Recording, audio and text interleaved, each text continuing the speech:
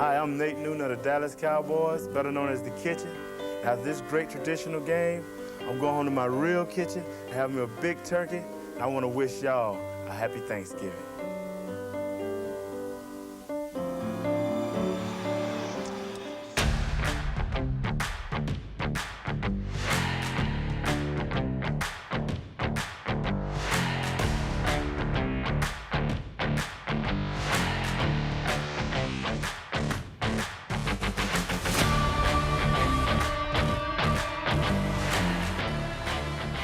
Tradition since 1966. Dallas Cowboys football and Thanksgiving.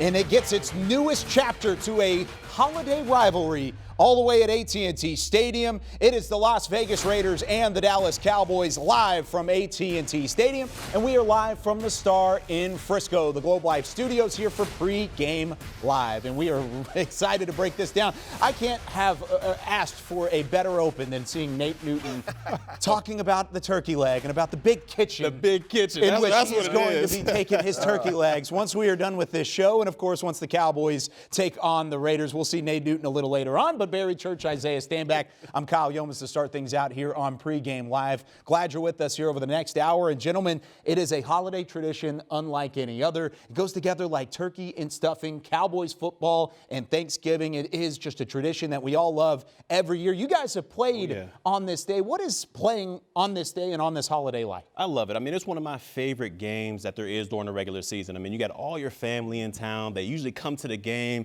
You're cooking, you're eating great before the game. So hopefully you don't catch the itis in between that. But you go out there, you have one of your best performances. And to me, I don't think I lost on Thanksgiving as of yet. No, I don't think I ever lost on Thanksgiving. So I loved that tradition. Love the family being in town. One of my favorite games. Yeah, absolutely. I love it. My memories of it reminds me of my family coming in town, everybody flying in, and I getting a big old limo van, everybody coming to the game, putting all the jerseys on. And I remember I almost had a kickoff return for a touchdown. Yeah, I was running right to my family. It doesn't matter because almost doesn't matter. But ultimately, this is all about having a great time with your family and your friends. And obviously, happy Thanksgiving to everybody out there. What is the itis? What did you say there? So the itis happens when you eat too much food and you're like, oh, I'm getting a little greasy in the stomach, so you get a little sleepy out there. So usually you got to have to wake yourself up before the game, but the itis, man, it'll catch you. Isaiah brought an entire batch of smoked mac and cheese, so I've got the itis at the moment as we're getting ready for Pregame Live. Having to tune in and get ready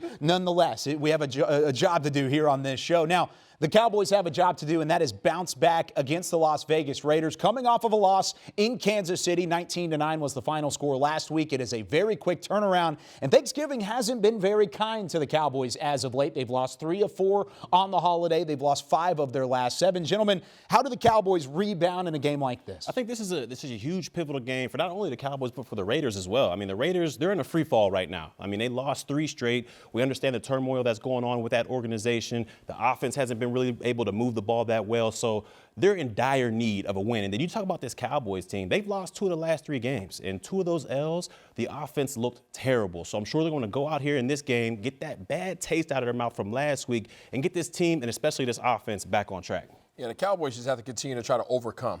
They've had adversity at seemingly every step this year, and this is no different. This game, coming off of a loss, these guys have to figure things out, try to get things going offensively. We've kind of been very dismal in that regard. Defense has played well.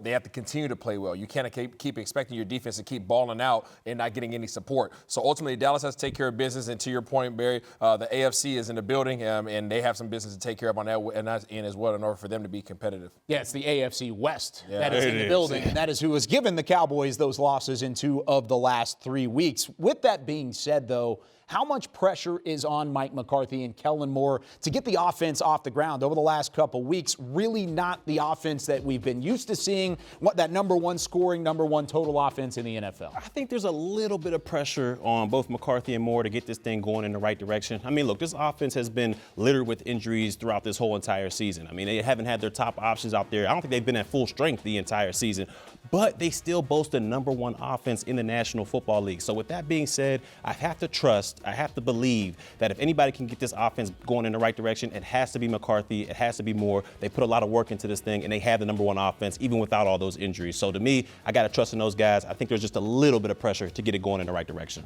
I think there's a lot of pressure. Okay. Yeah, you went with a little bit. I'm going with a lot. And hopefully they don't have the itis today coming into the game. They postponed Thanksgiving dinner until after. Reason being, we went out of 3 of our last 4 games, we haven't hit 100 yards rushing as a team.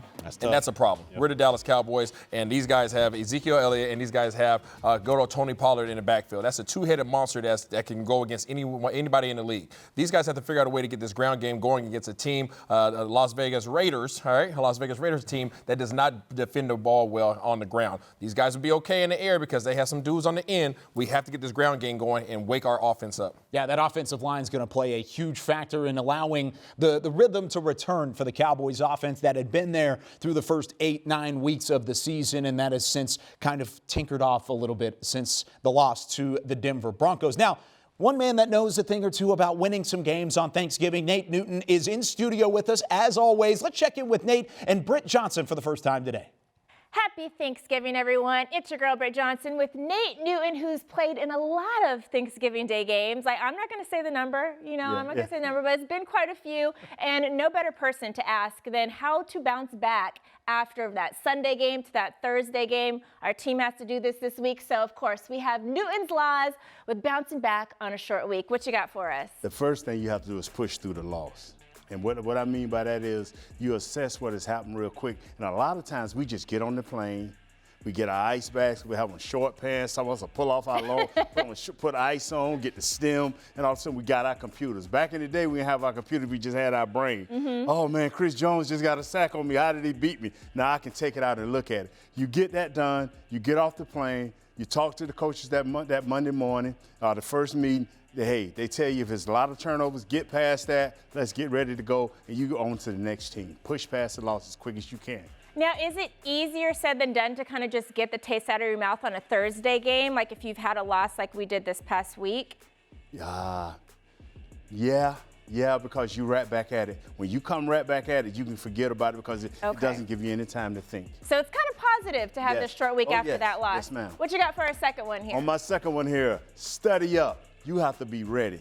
When you get in there that Monday morning, they're going to give you a condensed book. Back then, the book was about this thick. Now they give you your laptop. Hey, it's reloaded. It's plays that are consistent with last week's plays, so you'll have some type of carryover. You may have 1 or 2 special plays for special players that you can do, but other than that, that thing's going to have a lot of carryover, so you can be comfortable and you can get your mind rolling real quick. And speaking of carryover, I think this is one of the best chances we've had for, just studying that tight end position because we had Kyle Pitts, and then we had Travis Kelce, and now we have Darren Waller, so they're going to kind of carry off that same stuff onto Darren Waller that they learned in the last 2 weeks. Oh, girl, you spoke it. Yes. I'm trying. What you got for this third one here?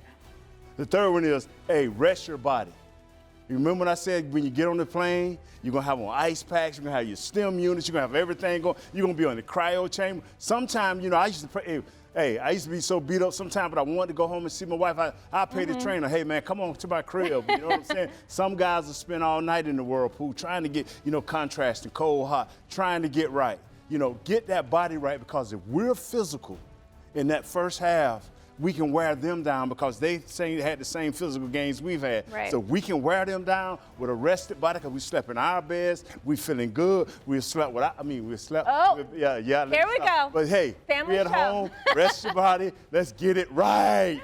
All right, and you know what? If we do all of these things and get it right, we might be eaten after this game, just like young Nate Newton was back in '92. Look at I'm the original. I'm the original.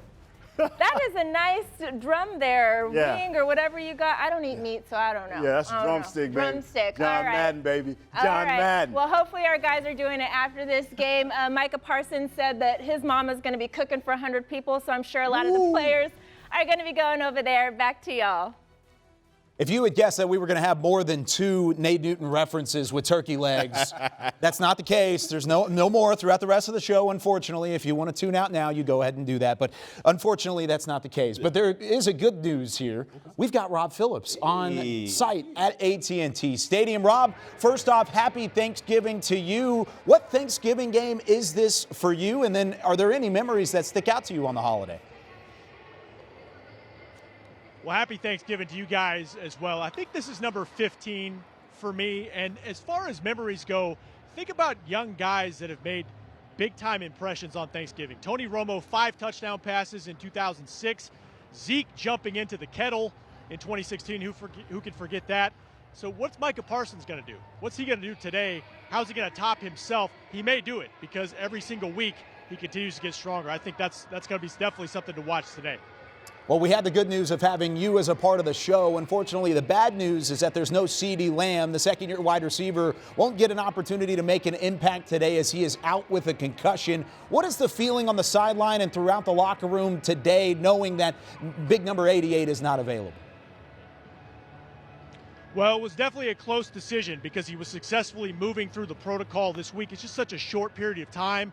I think they want to be careful, and I don't think there'd be much concern about him playing next Thursday against the Saints. But again, it's a situation they were in down the stretch against Kansas City without your top two wide receivers, CeeDee Lamb, Amari Cooper. I think the natural thing, especially watching that Kansas City game, Kyle, is the tight end situation with Dalton Schultz. There's going to be space to operate in the middle, but to me, they've got to get chunk plays on the outside. That's the lifeblood of this Cowboys offense. They did not have a single pass play over 20 yards against the Chiefs. They got to get back to that. So that means Michael Gallup, Cedric Wilson winning on the outside against what they expect to be man coverage, following the blueprint. If that's what the Raiders do, that's what Denver did, that's what Kansas City did. Hey, Rob, what's going on, man? I'm loving what you're doing with that tie. It's extremely festive. I love it. But let's just talk about this defense a little bit. We got a threat coming in here with Darren Waller. He's explosive. He's extremely athletic. How do we see this Dallas Cowboys defense handling such a threat? Well, thanks, Barry. I was informed before I came down here that this is a Texas burnt orange tie, which is a big mistake by me. I'm an Aggie, so I screwed up there. That's a fashion faux pas by me. You make a great point. Darren Waller is, Cowboys can't catch a break. It's Travis Kelce 4 days ago, and now it's Darren Waller. It's kind of similar to Kelce in terms of, yeah, he's a tight end, but he's not lining up in line that much. He's more of a wide receiver, kind of like Kyle Pitts a few weeks ago as well. So they've got to be mindful of that. I think it might be all hands on deck. You saw Trayvon Diggs line up against Kelce, but Jaron Kearse is a guy that they signed for this reason, somebody that can be part of that big nickel, get down in the box, as well as cover tight ends on the outside. So I think you could see some of Kearse, but it might depend on the matchups and the packages out there. Might be multiple guys trying to stop him because no doubt he's their key guy in the passing game. Mr. Rob P. Island. We know that that's your nickname, but there's another gentleman on the Dallas Cowboys by the name of Tyron Smith, and he's going to be on his own island today as well. With the return of him on the offensive line, he's going to be going against Yannick Ngakoue, who happens to have 1 sack less than our very own Micah Parsons. How do you think that ankle is going to hold up against somebody of that caliber? Well, IRS, that is a great question. I did ask Stephen Jones on this show last Sunday pregame what's Tyron's status, and they felt like it was close on Sunday, that there's not going to be anything lingering once he comes back on the field. So that's good news. They feel like it's going to hold up. You're right. This is as good of a pass rushing duo with Ngakoue and Crosby that the Cowboys are going to face all year long in terms of motor. I know you talked about that during the week. But I do think having Tyron back, even without wide receivers outside, the feeling should be that Dak should be more in rhythm, more comfortable, I think, to get through his progressions and make some plays down the field. That's certainly the hope because he was pressured a lot and he was sacked a lot on Sunday. Rob Phillips joining us from AT&T Stadium. Rob, again, happy Thanksgiving to you and your family. We'll talk to you again next week. So there he goes, Rob Phillips on the sideline as the Cowboys prepare to face the Raiders. Having Tyron Smith is going to add a whole nother confidence level to the offensive side of the football. But the defense already pretty confident in what they did last week against the Kansas City Chiefs, allowing just 3 points in the second half. Here's what Keona Neal said in the middle of the week this week about the short turnaround and the confidence level on that side of the ball. Yeah, there's a lot of confidence. We have trust in each other, belief in what we do and what we can do as a unit. The talent that we have is honestly unmatched. So really just putting all the pieces together, attacking and doing what we do. That it's a great feeling when it all comes together. What's the key to stopping that running game? Shoot, we just got to attack. We really got to do what we do, honestly. Play gap discipline. And be on our game at the end of the day. It really that's what it boils down to. Whatever they give us, as long as we play our game, as long as we stay true to what we're doing, I mean, we can stop anyone. You got about a half a dozen rookies who are rotating, making big contributions. Mm-hmm. What can you tell them about fixing their minds to realize how much they've got left of the season? I would say to not think so far into the future. To kind of like focus on each week, focus on the present, focus on the moment that they're in. Like right now, I mean, it was a quick turnaround, but we got Las Vegas tomorrow. So focusing on that and then going from there, you know, not really looking too far into the future. Because if you think like, shoot, I got 7, 8 more games, however many are left, then I mean, it'll start to kind of get in your head a little bit like, man, my body's banging a little bit. So just staying present, staying focused on what you can do recovery-wise in the process, and then, you know, let the season take care of itself. Neil, in that Cowboys defense going up against a couple big-time threats from the Raiders, and we're going to talk about that a little bit later on as well. Back here with Nate Newton. How'd you like the throwback videos, by the way? Nice, man. I mean, they all of me. I'm down with it. More airtime for Nate Newton is always a good thing. Yeah. Hey, that's why we threw it into the rundown. How about that? All right, let's take a look at some of the inactives today. Not a lot of them for the Dallas Cowboys. Just 3 names on the list and nothing that we didn't know going into it. Will Greer, who is that third quarterback on the roster, he is inactive, much like he is most of the time. CeeDee Lamb unavailable because of the concussion that he suffered at the final play offensively of the first half against Kansas City. And then the rookie out of Nebraska, Matt Farniok, are the 3 that are unavailable. Let's start with CeeDee Lamb, though. How does not having him in the wide receiver core limit the offensive ability for the Cowboys this week? You know, that's our big play guy, especially from the slot. When you have the other 2 guys outside, you know, he's a great threat. But, you know, now that we know that, what's our number 1 receiver? Mari Cooper, no, that he's not being there, and him having the possibility to be there, and he's not there, now moves every guy up a slot. And we need him, but you know what? We have to go ahead with Michael Gallup being our number 1 receiver. What does Michael Gallup bring to the table that could pretty much offset the fact that Lamb is not available today? I mean, he's a big play threat down the middle. He runs the seams routes good. He's a good slant guy. But what we need for him to do today is catch that small ball to keep the chains moving. You expect that to happen in the early parts of the game, get off to a quick start? Oh, definitely, man. We got to get Michael Gallup going. We got to get Wilson going. We got to get the other guys going. Just get them going, man. It's quick passes, bubble screens, whatever it is, reverses, whatever it is, get the ball in their hands so they can feel comfortable right away. CeeDee Lamb not available, leads Dallas with 50 receptions, over 700 yards and 6 touchdowns this season. We talked about it with Rob Phillips a couple moments ago, but Tyron Smith back and available. He is active first time since week 8 that he is available. How thankful are you and how thankful are the Cowboys to have Tyron Smith back in the fold? That is a big move right there. He improves our offensive line to almost 100%. When you have right guard in place, Zach Martin, and you have him at our left tackle, that makes our line even more solid. And with that guy in, we can be a 2-way offense again. We can run the ball, we can pass the ball, and we can handle that beast coming off that left side. Dallas 12-14 since 2017 without Tyron Smith. They are 28-20 with Tyron Smith on the offensive line, so a considerable difference. Now, does this bring some confidence to Connor McGovern, who's getting his second start at left guard, and the fact that he's now available and has Tyron Smith to his left? Yeah, it does. I mean, when you see a veteran out there, a guy that's been through many wars and has been very successful, that gives you confidence as an offensive guard. The games will be better when they switch to TEs and the linebacker stunts, so he'll be comfortable, man. But I think Connor will be comfortable. I think him coming into his second game, man, he can be a little bit more physical. They're going to run plays that they ran last week, so he can carry over from that point right there. Connor McGovern will be all right. I think Coach Philman knows his players, man, and all he has to do is get repetition. There was a breaking news this morning. Coach Philbin not at AT&T Stadium as he is going through COVID protocols as well. Now, what did you see from Connor McGovern last week? He gave up the 3 pressures, gave up the 1 sack. Really, Chris Jones wrecked everybody on the defensive line as well. But what did you see from 66 up front?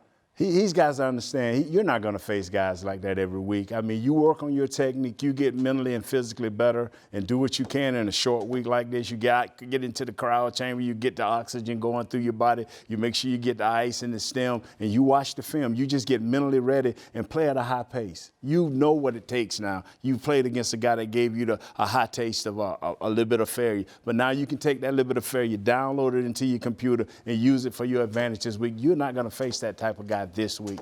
How much does having the home field advantage help an inexperienced offensive lineman like Connor McGovern as he returns back to in front of a home crowd rather than Arrowhead Stadium? Man, he's at peace. I'm telling you, it's like putting a baby to sleep, man, with the bottle. He's going to be okay. I think he's going to be okay. Have you used that term before? You were very quick to just throw that out there. Nah. When it's Thanksgiving, I was thinking about eating, so the bottle came to me feeding. So, yeah, that's what I do. That's awesome. Well, of course, thankful to have Nate Newton and his insight on the offensive line. Lyle Collins, happy to have his buddy Tyron Smith at the other tackle spot. Here's what he had to say about that this week. He sets a standard as far as how a pro's supposed to go about it, and just having him out there is just big. Kind of just feed off of that energy, feed off the way he played the game, and it's going to mean a lot to the team. What have you learned through the years about how much or how little you pay attention to the game you just played when you're getting ready for Thanksgiving? How do you do that? How do you shift gears mentally? It's just how you really just evaluate yourself, it's everybody has ability, but we got to play up to, that ceiling. You know what I mean? And I think that's the biggest thing. You can go back and learn from the tape. So just continue to work, look at the things that you did, see the things that you can do better. Do you have to lie? You have to lie to your body and tell you that it's really ready when it doesn't think it is on this week? Yeah. I mean, it's mental. It's all mental. We definitely know what time it is when you have games this close. So you got to take the mental part of the game and just stay locked in and stay focused. Here's a look at some of the sack leaders for the Las Vegas Raiders that Lyle Collins will have to go up against today. This Dallas offensive line having a tough task of facing the highest graded pass rush unit according to Pro Football Focus this week, Yannick Ngakoue. He's one of the few players in the NFL, actually the only player in the NFL with 7 sacks every season since 2016. Pretty incredible stat for him. Max Crosby, he has 5 sacks of his own. #1 pass rush grade on PFF and DFW's own. A couple guys certainly going to be in that rotation for the Raiders and provide some issues for this Cowboys offensive line. But Nate, as you look at it from an offensive line standpoint, how do the Cowboys stack up? They stack up well. You got Tyron back, and that's Ngakoue. Yes, sir. That is who you take advantage of right there. Once we get it, that's not a mismatch. That is what'd you say in Vegas? That's just a toss-off. That's a pick-em. Either way that can go. But yes, sir. But now that right side with Max Crosby, this is the guy that at the heart of this Raiders defense. He is the guy that's pumped up. His motor is going 100 miles an hour. Lyle, we need one of your best games, baby. This is going to be a game that determines who has the greater will. These guys they don't stop. We know what the Raiders do. Both of these guys, Ngakoue and Crosby, both of these guys just go. They just have this go juke, right? They're like Sonic the Hedgehog. And then you got Solomon Thomas who's coming home. Name the time that you have opportunity to go home that you don't try your best to ball out. Both of these guys all these guys are going to come out and they're going to give their best effort. Our offensive line has been having some struggles. They're like wounded animals right now, and the doggone Raiders are hunters. Raiders are the highest quarterback pressure rate in the NFL entering Week 12 of the season. Now, Dak Prescott was pressured 8 times, he was hit 8 times last week. How does he bounce back? Are things lining up a little bit better for Dak to have a bounce-back week against the Raiders? I think having his boy back on his backside, Smith, is all the difference in the world. Now, how healthy is Smith's ankle? I don't know, but we will find out soon. We'll find out the first 5 snaps of the game. We'll know exactly where Tyron is in terms of his health. but even as a former quarterback, knowing that you have your backside, your main guy there, gives him all the confidence in the world and positions him for a great bounce back game. Dak knows he has to come back and play well, but most of his problems, 70% of his problems was the lack of great offensive line play last week. These guys are being challenged. Zach Martin and by Tyron being back, these guys are talking to each other. They're making sure they have great communication. This offensive line will be okay. They will be back running the ball efficiently. They will be back pass blocking efficiently. They should be okay, and Dak should rest comfortably. Prescott, at least according to the numbers throughout the early parts of this season, has been one of the top-tier quarterbacks in the NFL up against pressure. Where does this compare from a Raiders standpoint compared to what he faced last week against the Chiefs? It's different. Last week you had one man kind of wreck the whole show, and that was Jones. Jones did a heck of a job. He was a big, large human being who had these long, orangutan arms. We talked about it last week. Y'all saw the show. But anyways, this guy was a one-man wrecking crew. This time, this is a committee. This is an entire committee that we're going to be facing, and these guys, more than anything, I'm not as concerned about their talent. I'm more so concerned about their motor and their willingness and their drive to continue going after it every single play. The issue here this week, no CeeDee Lamb, no Mari Cooper. So now you're down to Gallup being your number one guy, and now you have Noah Brown and Cedric Wilson coming after it. Can they go up against Trufant and the rest of this crew in the secondary? Speaking of Michael Gallup, he has some confidence in trying to find that rhythm again, but he knows that there's a little bit of pressure on the wide receiver core to get it done this week. Oh, yeah, definitely. We should always plan for that. Definitely doing it now a little bit more. But, just next man up. That's just how it's supposed to go, and that's how we, should have been, but we weren't ready for it. So I don't know if you've been asked about this. Micah Parsons talked about the aggressive way the defensive secondaries are playing the receivers. Y'all got to prove y'all can beat that. He said that's what they did against Denver and Kansas City, the similar thing. What's the key to beating that, and why you guys struggle against that? I think it's just making sure you got good hands, good footwork, but there ain't nothing really to it. You just got to win. We just ain't been winning. We need to win. So that's all I can say about that. What's the key? I'm going to get open regardless. Okay. You know that. This is a huge week, and I cannot emphasize huge week for Michael Gallup to step up and take over as the number one man in this receiving core. Without Amari Cooper, without CeeDee Lamb, there is a need for wide receivers to step up, and certainly Gallup's name is at the top of that list. Even in 3 games this year, his numbers comparable to Cedric Wilson, Noah Brown, Malik Turner, who have all 3 played the majority of the games, majority of the snaps throughout the 2021 season. Barry Church, as you rejoin us here at the desk, how much pressure is on Michael Gallup to have a big game and to step up as that number one target for Dak Prescott? I think there's going to be a lot of pressure, seeing as though, Amari Cooper and CeeDee Lamb are out today. So there's going to be pressure on him, and I think he can have a huge impact in today's game. One, because, outside of Marcus Trufant, this Raiders secondary hasn't played that well. And 2, if Kellen Moore's able to get Gallup in that CeeDee Lamb role, where they move him around the formation, have him outside one snap, have him in the slot, maybe do some pre-snap motion, it's hard for the defense to lock on him and get their best cover guy on him. And if they're able to do that, they're able to move him around and confuse this Las Vegas defense, I think he can have a productive day.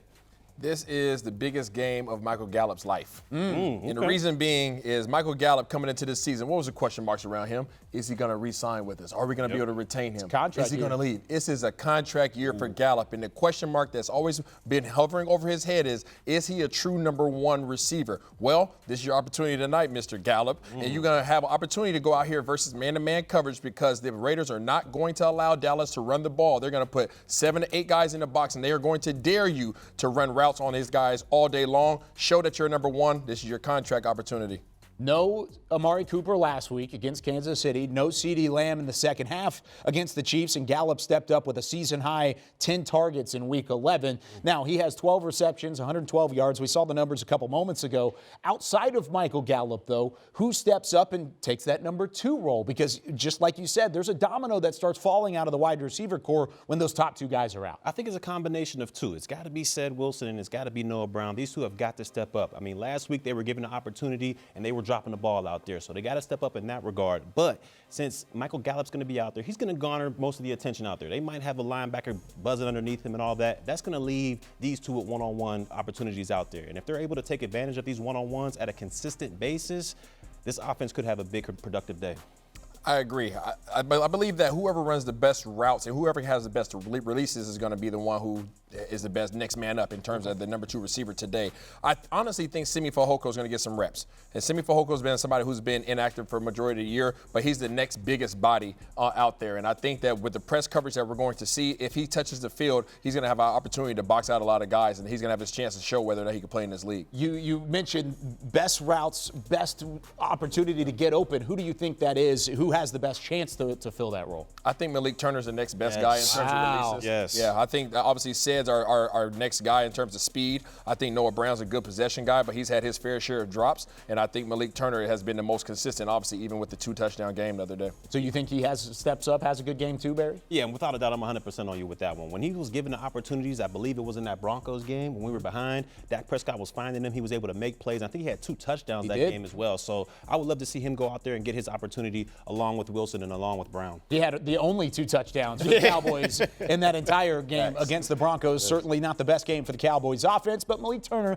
stepped up in that fourth quarter and scored a couple of times. Now, a lot of people will say that without Amari Cooper, without CeeDee Lamb, that provides an opportunity for the run game to step up and have a bigger role. We'll talk more about that in a minute, but Zeke Elliott went 100 yards with Britt Johnson earlier in the week, and that's something he's going to try and do again today.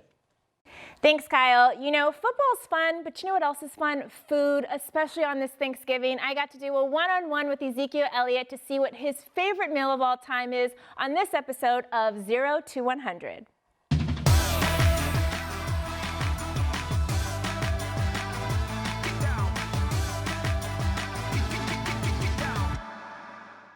Hey guys, welcome to 0 to 100, presented by Dr. Pepper Zero Sugar. I am here with Zeke. Now, the deserving fans definitely want to know more about you off the field, so let's hit it.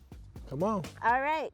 If you could live in any time frame, any era, when would it be? Medieval times. Okay, would you be like a Viking? Probably like a knight. Knight, sounds good. All right, most embarrassing thing you've ever worn. This is probably hard because you are a fashionable guy. Trying to think. Can't really think of anything right now. Nothing? Probably nothing. Probably could find something from high school. Celebrity crush? I got a girlfriend, so no celebrity crush. Yeah, good answer there. All right, if you could be any superhero, who would you be? Batman. Batman is good. That is a good one. You were actually the Joker for Halloween. I was. Ah, nice. Nice play on that one. If you could only have one meal for the rest of your life, what would it be? Fried chicken, like mashed potatoes, soul food, mac and cheese. Soul food, getting ready for Thanksgiving, making me hungry right now. Yes. All right, sticking with food here. Favorite pizza toppings? Chicken and hamburger. On a pizza? Yeah. Okay, let me ask you this. Does pineapple belong on a pizza? No. Okay. At least we got that one in common. Do you like to talk on the phone, FaceTime, or text message best? Neither. Neither, so do not contact you. Got it. Would you rather lose sleep or skip a meal?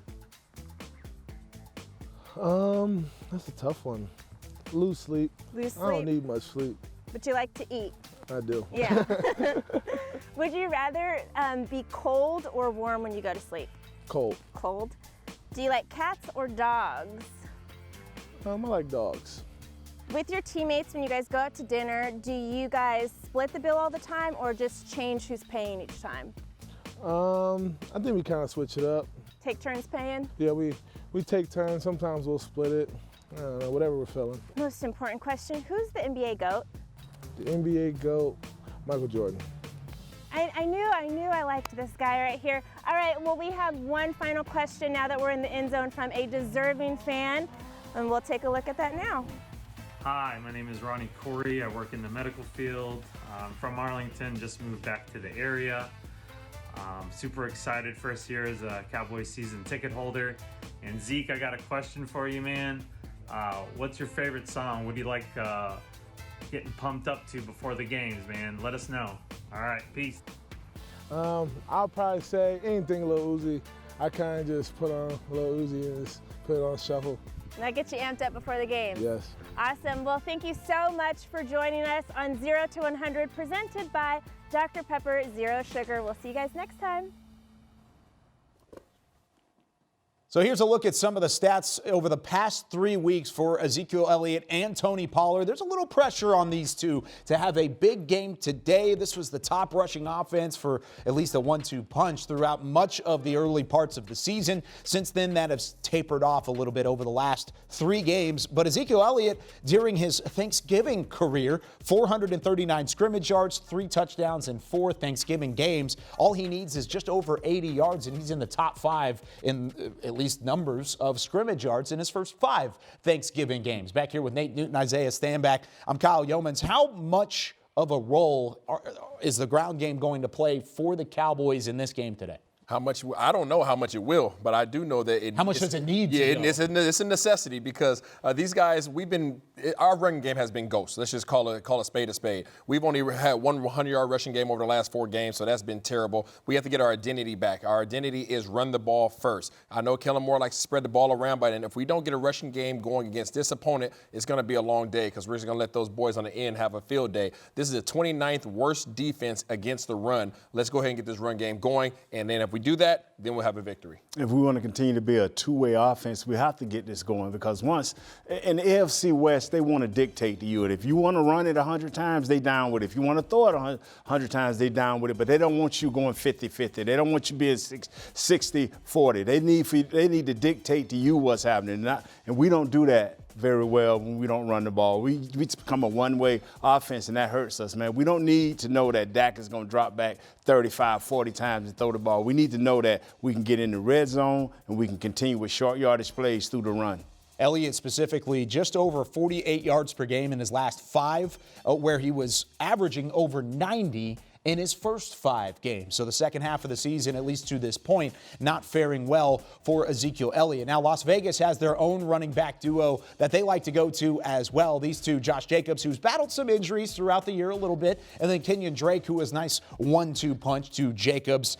What kind of challenges do they bring, Isaiah, to this Cowboys defense that they'll have to be ready for? They're very similar to the Dallas Cowboys in terms of Jacobs kind of representing what Ezekiel Elliott does well, and then Drake obviously being that third down kind of scat back, much like Pollard. Drake has caused issues for us in the past. Yes, he has. And Jacobs is a downhill guy. Both of these guys this entire team runs off of momentum. If you allow these guys to get confidence, they will run this thing down your face, just like Nate just said. These guys don't care. They'll punch you in the mouth all day long if you allow them to do that. So our defensive front is going to have to step up, obviously present some issues for those guys so that they have to turn to the air, and then we obviously have some opportunities in the air against Carr. Jacobs is going to come out and establish himself. He's been out a few games. He want to come back and try to punish you. He want to try to come back and show you that he's the bell cow, with Drake being that guy that changes everything up on third down. If we can keep Jacobs out of the game and make it all about Drake, he's not physical as Jacobs, and we can dictate the pace of this game. Like you said, Kenyon Drake has provided some troubles for Dallas in the past, but Jacobs,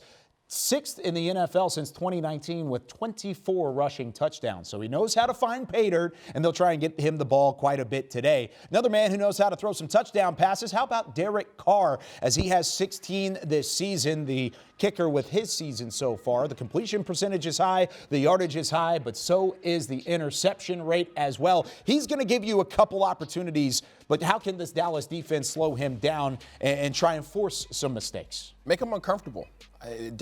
Carr is a type of quarterback who will give you opportunities down the field. Now, obviously, it shows with his stats, but the stat line doesn't always show you everything. He has happy feet. He's like a little penguin out there, okay? Once you get some pressure on him, he'll get out there, start moving his feet. He's not comfortable moving in the pocket with pressure around him. He'll throw the ball up there and hope that his guys get the ball. Well, we hope that he throws the ball up in the air so that Diggs can get back on his interception tyrant that he was on. This guy is a really good quarterback if you allow him to set his feet. We need Parsons and the rest of the crew, whoever's going to be providing pressure for us off the ends today or up the middle, make him uncomfortable. Yes, I mean, I agree with you 100%. Make this guy uncomfortable, and he would throw the ball anywhere. But if he set his feet, he can go 20 for 20.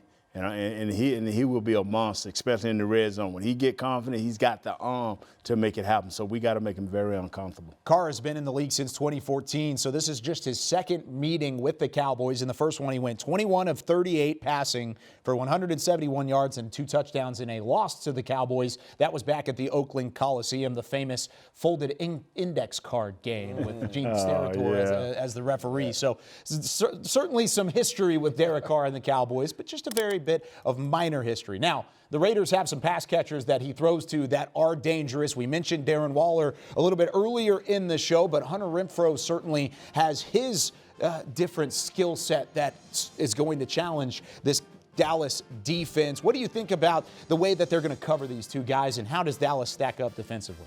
This is a challenge. We've been talking a lot about the big nickel this year and Kirsch's impact on this defense. He has his greatest challenge this week. He did a great job against Kelsey last week, a big possession type tight end. But Waller is a big boy. Waller's a big boy, and he wants to take the roof off. He's going to challenge you down the field, challenge your speed. He has a huge catch radius. And then Renfrow, the route runner. That's what I call him, route. He is shifty. He's nasty. He's like a little Wes Welker with more speed. These guys are third in the league in passing. All right, third in the league in passing. These two right here are a primary reason why they're that high up in the stat line. I mean, Renfrow, I just keep my eye on him, man, because when you have a game like this right here where you need to change the move, where you need to get time possession, he's like a long handle handoff, so you got to bottle him up. Wall is who he is, a big play machine. He's going to do deep across the middle. He's going to try to line up and body you a lot. But this little guy right here, he's going to change the pace of the game, and he's going to keep the chains moving. So you're going to have to know where he's at all times. Waller is third amongst all tight ends in receiving yards per game. He's also on pace for his third straight 1,000-yard receiving season. Who would you put on Waller if you were the defensive coordinator? If you were Dan Quinn, who do you match him up with? That's a heck of a question. I'm Dan Quinn's getting paid a lot of money to answer. Absolutely. I don't get those checks. But if I did get those checks, I would put Kirsch at the line of scrimmage, get some hands on him, and then put another safety behind him to just play over the top. You have to get hands on both of these guys at the line of scrimmage. If you don't, they're going to be a nightmare the rest of the night. I agree. Just physical. This is a game where you can wear these guys down, and you got to be physical, and you got to know where he's at all times. And if you can chuck him, I mean, if you can give him a little elbow here and there, do your thing, man. It's football. The good news is the Cowboys secondary has been playing better football as of late. Anthony Brown, a part of that secondary that's finding their momentum a little bit, but he likes the short turnaround. He likes the fact that you don't have to live on the 19-9 loss a week ago against the Kansas City Chiefs. And here's what he said on that. Do you like that you guys you're playing only a few days, kind of get that taste out of your mouth, or? Yeah, I love it. I love it. Get right back to it, not much thinking, just go out there and play ball, try to get back on track. I know you're covering, so you're not really paying attention to it too much, but what kind of impact did Micah Parsons have just as an edge rusher in that game? Well, I love it, man. He putting pressure on them guys early, try to make the quarterback get the ball out early, so that helps us in the back end. We could be able to make plays on the ball, and him just getting that strip sack right before half, that was huge. And, his presence has been very known for us, and we need it. So on the first three possessions, you guys give up the 2 touchdowns and the field goal. What's being said on the sidelines, and is your expectation that you can go the rest of the game shutting down that offense? At that time, we were just trying to calm down. The game, we was probably a little too hyped for the game or whatever you want to call it. But after that, we settled in and just take it one play at a time and just followed our keys. And I think we locked in. You were a rookie with Dak and Zeke, obviously, in 16, and the effect that they had on this team. Is Micah having a similar impact? Yeah, those guys had. Yeah, for sure. Micah, he's more than just a player. In the locker room, he's a fun guy to talk to. He's always happy, always going. He just keeps us going every day. He got full of energy, man. We love him. Just tell him, hey man, it's okay. Slow down a little bit. Keep going, man. Keep going. Keep it going. Whatever you're doing, keep going. Keep going. Whatever you're doing. Anthony Brown and the Cowboys secondary have not allowed a receiver to hit 100 yards receiving since week 5 of the NFL season. They've combined for 15 interceptions this year, 3 of which have come from Big 30 himself. Now, let's check in with Britt Johnson as she checks in with the rest of Cowboys Nation on Twitter. Hey, what's up, everybody? Happy Thanksgiving. I am so excited for today's game against the Raiders, and I know you guys are excited too, so I definitely had to check in with Twitter to see what you guys said and what you guys are most thankful for, of course, this year. This person wrote, all right. Who's ready for the best football team to take center stage this Thanksgiving? I know I am. How about you guys? This next one that we have for you guys says, today I'm thankful for all that God has provided, and I'm praying for all those not so fortunate and for health to everyone, especially Brent Urban, Tank Lawrence, Dallas Cowboys, Randy Gregory, CeeDee Lamb, Amari Cooper. That is a good one because we definitely need this Cowboys team to get healthy as we go into December and then the playoffs. And this next one says, let's go Dallas Cowboys, beat the Raiders, happy Thanksgiving, and of course a great picture of the fam. I hope you guys are enjoying your family time. My family back in California miss you guys very much. And Sean Paul says, thankful for the Dallas Cowboys and the football gods. My family is pretty cool too. And then finally, the big one. Oh, we have two more actually. I got a surprise one for you guys. It still blows my mind that people don't calibrate their turkey meal to Dallas Cowboys kickoff in LA. What happened to respect and tradition? I'm saying no. My family in LA does it, so you guys are doing good. And then of course, this is the surprise I was telling you about. DeMarcus Lawrence posted this morning saying soon. We cannot wait to have you back in this lineup. We are so excited. That is a huge thing to be thankful for. And you know what else we soon might see? Yes, you guys, Micah Parsons has said earlier this week that this dance might be coming back. He said if they get 3 turnovers on defense, so it can be sacks, it can be interceptions, it can be forced fumbles, whatever, any of those big 3, we are going to see the turkey dance come back. And now I want to see your guys' turkey dance. I don't know about the dance moves. I don't know if I can. Well, Isaiah's doing it. Barry's doing it. Okay, I guess I'll join in as well. Micah Parsons has been phenomenal for the Cowboys defense throughout his rookie season. But just like the unending dance moves here on Pregame Live, he's not done pushing just yet. Yeah, you know what I mean? No, like, you know how it is. Like, we kind of always had that chip on the shoulder. We had that, you know, the D, whatever happened last year. People like to always talk about last year, what they did before, like things like that. We worry about the present, what we're going to show now. Like, I was on the team last year, so I can't really speak on what was going on. But I know right now, we know what we're capable of, we know what we got to do, and we know where we're trying to go. So, I mean, that stuff don't mean anything to me. I'm just worried about the Raiders, how we going to approach them, and how we going to beat them and shut them down. You know what I mean? So, this coaching staff hasn't put you in a box. Really, ever since they drafted you, they had a vision for how they were going to use you. It wasn't just going to be a linebacker, it wasn't just going to be a butt end. How much do you appreciate that you were drafted to a place where they understood your talents and developed those talents to allow you to be you? You know, I'm extremely grateful. And, you know, the guys who say every day I'm kind of like walking around with a smile and like, you know, I'm open up. Every day I give Coach George a hug. I say, you need a smile on your face too, brother. Like, that's like they kind of make fun of me. They try to say he's my dad, but like, that's like, I would say he's like an uncle to me, you know what I mean? And I just really, I love like what we have here and like that I'm here because this is like where I wanted to be. And I want, you know, people say, well, what if he would have played his college season? Well, man, maybe I wouldn't have been here. So, you know, I don't look back on anything. I'm just so honored and blessed to represent the Star and have an opportunity to be a star here.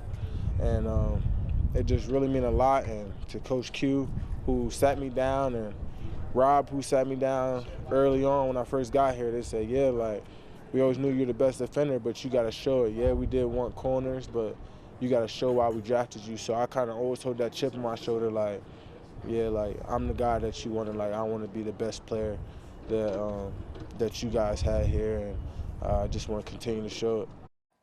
What a season, and really what a rookie year it has been for Micah Parsons. Still keeping that mindset that it's not over yet and there is still a long way to go. It's what you love to hear from a young defender in the NFL, because if you keep that mindset and you put up numbers like we just saw, there's a lot of potential with him in this Cowboys defense. Again, here with Barry Church, Isaiah Stanback, Nate Newton. I'm Kyle Yeomans here for Cowboys Pregame Live. And gentlemen, this show is about making a stand. It's about putting your opinions out there and getting fans ready and hyped up for a big game. Okay. So I'm going to give you a question. You got to answer this yes or no. Don't give me any workaround. No generics here. Is Micah Parsons at this moment the best player on the Dallas Cowboys? Ooh. Offense, defense, doesn't matter. Is he the best, Barry Church? Doesn't matter. Look, this guy's right now. Right now, yes or no? Right now. I have to say no. Okay. I mean, like, the guy's having a heck of a season out there. He's balling. I don't think I've ever seen a rookie make this much of an impact on two different positions like this guy has had. But to me, the title of best player still goes to Zach Martin. That guy's been holding it down on the offensive line for a long time. Maybe in the near future, Parsons can take that spot, but to me, it's got to be Zach Martin still. Best athlete, yes. Best player, no. I'm going to have to go with my man's over here to my left, BC, with the Zach Martin. In order to be the best, you have to be dominant for a certain period of time. And yes, he's been dominant early on in his career, but Zach Martin just slaps everybody he comes across. So he has a whole resume full of slapping. You know, I'm going to disagree, man. And I hate to do that, man, with my boy Zach Martin, but you still the reigning champion. All right. Zach Martin Keeping is it with it, Zach man. Martin. Okay. Yeah. To be fair, I agree with you guys because I think that's the right answer. I think it's Zach Martin, and you could really even throw Dak into that kind of category as an elite quarterback in the NFL. But the fact that a rookie is even being asked that question for is certainly, it speaks volumes to what he has done to that defense and provided for the Cowboys' defensive front over the first 11 games of his career, 10 games of his career, this being number 11. Now, let's go back out to AT&T Stadium. One of the men that drafted Micah Parsons, Stephen Jones, is now with our very own Nick Eatman. Thank you, Kyle, and happy Thanksgiving to you guys. I'm here with Stephen Jones, Cowboys Chief Operating Officer, and I'll say the same before we get into the game. Happy Thanksgiving to you, and just what does the game mean? You guys get to do it every year. It seems like it never gets old. It's always a great festive atmosphere. Well, it is a great tradition. Happy Thanksgiving to everybody out there, and what a special day that we get to certainly be thankful for all our blessings. But, at the end of the day, this is a traditional game for the Cowboys. I've seen it written, didn't speak to Tex specifically about it, but I do know back then he told Commissioner Rozelle, hey, if we're going to do this, we want to keep it in perpetuity. We got to create a tradition, and that's what's happened with our fans. Everybody has their way of going in and around the game, but some have Thanksgiving before, some after, some here at the stadium. So I just think it makes for a great day for our fans. I look forward to watching the Cowboys play. Certainly we've loved it as a family, being involved for over 30 years, and we're able to work our Thanksgiving day around this game, and we'll have a big family outing tomorrow, but certainly having a little bite of turkey, good luck turkey, and ham today as well. Yeah, that's what I was about to ask you. Like, when do you guys do it? I'm sure it changes, and maybe the fact that you go see your son play at Arkansas, and they play tomorrow, that might factor in too. But you guys always figure out when and the best time to do it. Yeah, we just, our kids are getting older now, so we're having to work around our families, quote-unquote grandchildren of Gene and Jerry. So there's some moving parts, but we find some windows there that we can really spend some quality time together, and certainly have a big turkey dinner and a big turkey Thanksgiving, and really have a good time with it and enjoy our family. Let's talk about the short week, and for some it didn't go well for a guy like CD Lamb, who maybe could have used a few more days. You guys decided to keep him out for this game. What went into that decision here at the end? It's just strictly protocol at the end of the day, and everything's you go through your third-party evaluators there, and that was the call by the third party that he not play in this game. We certainly respect that, and we just got to go out and play good football today, and I think good things will happen for this team. We responded well from adversity against the Broncos, and I think we'll step up and do the same this week. How about left tackle Tyron Smith? We thought maybe he would play last week. What's it looking like for him today? You expect the 77 out there? Yeah, it'll be great to have him out there. I know no one's going to like it more than number 4, knowing that he'll be nailing down that left tackle spot. And, he's one of the best in the business, and I really think it'll help the offensive line as a whole. Obviously, in this game, we want to get in there and establish our running game. That's when we play our best offensive football, when we're able to have production in the running game. And certainly having Tyron back and getting the group back together, and having some continuity, I think will be good. So when you have a bad day at the office in any profession, it seems like the first thing you want to do is just get back out to it. Against Kansas City, you got 4 days. Maybe from a physical standpoint, it's tough, but mentally, you probably like the fact that you guys can get right back out there and get back to work. Well, no doubt about it. And, of course, this football team's competitive. They're unselfish, and certainly to be able to get back out here on a Thursday and, hopefully get that behind us is exactly what the doctor ordered here. And like I said, I think we'll respond well to the adversity from last week. and I think we'll go out and play good football. Awesome. All right, that's Stephen Jones, Cowboys Chief Operating Officer. We say happy Thanksgiving to him and the entire family, entire Cowboys Nation. Throw it back to you guys in the studio. Thank you very much, Nick, as we get set here to see kickoff between the Raiders and the Cowboys. Wrapping up things on Pregame Live. What are your keys to the game, gentlemen, to make sure the Cowboys get their first win on Thanksgiving in a couple years? All right, we got to start fast. No matter what the phase, offense, defense, special teams, no matter what phase of the game it's in, we've got to start fast. Make this Las Vegas Raiders team think that they don't even belong on the same field as the Dallas Cowboys. Step on their throats early. You got to start fast. Love it.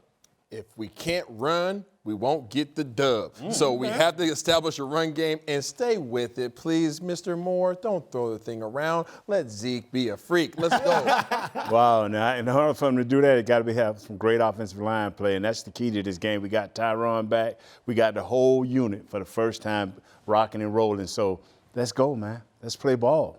You know what? I agree with you here, but I'm also getting a message in my ear from our producer, Caden Gates, that it's Thanksgiving. You never know who's going to show up on the sideline at a Thanksgiving game. Nick Eatman is at AT&T Stadium. We just heard from him and Stephen Jones, but he's now joined by a very special guest. Nick? All right, thanks, guys. You know, on Thanksgiving, you never know who's going to be here. Jamie Foxx is with us, or Willie Beeman, or whatever you go with. Yes. Happy Thanksgiving to you, and tell us who you got here. This is my best friend, Gilbert Willie. We are from Terrell, Texas, 28 miles away. Big Dallas Cowboy fans. Want to say happy Thanksgiving to everybody, man. It's just a wonderful time. And I don't know what it's some Raider parrot over here. I don't know what's going on, but we here to have a great time today. Well, they got you like in the crew here. Whether you're wearing this, or you're going to be doing some working today? Listen, I had to earn my keep, you know what I'm saying? Tickets was tight, you know what I'm saying? So I said, let's get down how we get down, as long as we get on this field. I feel like you could probably handle it, but that's cool. Come on, if they need us, man, we still got eligibility there. He was a running back in school, quarterback. We get it down. How excited are you to be here today? I'm excited to be here. I'm a diehard Cowboy fan, been a diehard Cowboy fan all my life. Hey, Cowboys rock. We love Cowboys all the way back. How about them Cowboys? How about them Cowboys? Hey, Jamie, tell us, what do you think, what do you like about this team this year? You get a chance to kind of follow them. What do you like? I know they had a rough one last week. You expect them big bounce back this week? I'm going to tell you what they need, amnesia. They got to put everything behind them. Like sometimes I hit Dak, and I hit him with encouraging words, and it's just about being patient right now. A lot of times, like, if you think about how we had to play back in the day, there was no social media, no other distractions. I should say, man, turn all of that off and just concentrate, but be patient. I think we rely on the run a little more today. I think you pull on the fact that the fans are here on Thanksgiving, get that energy, man, and just get the win no matter what. Have you had some turkey yet?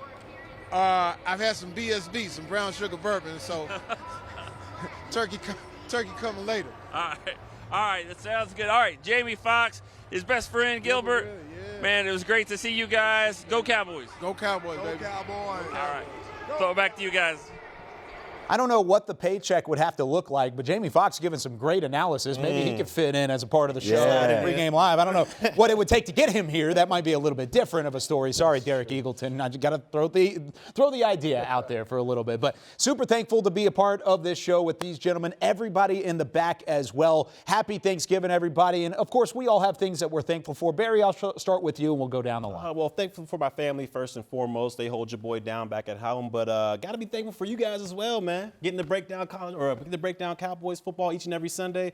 Very thankful for y'all, man. Hey, thankful for the entire Dallas Cowboys organization for allowing your boy to be on this platform. Definitely thankful for the Lord for letting me do what I do. And then thank you for my fam, because my wifey holds it down for her. We got 3 minions at the house, and she allows me to come out here and do this stuff. So thank you, man. I'm with you. Thank you for the Lord. Thank you for all you guys, for my family, my sons, my wives, and all. I ain't got but one wife. I ain't got but one wife, but I had wives. Okay. I don't want to leave wives, the ones that had the son. But I do want to be like Gilbert and just stand over there. You know.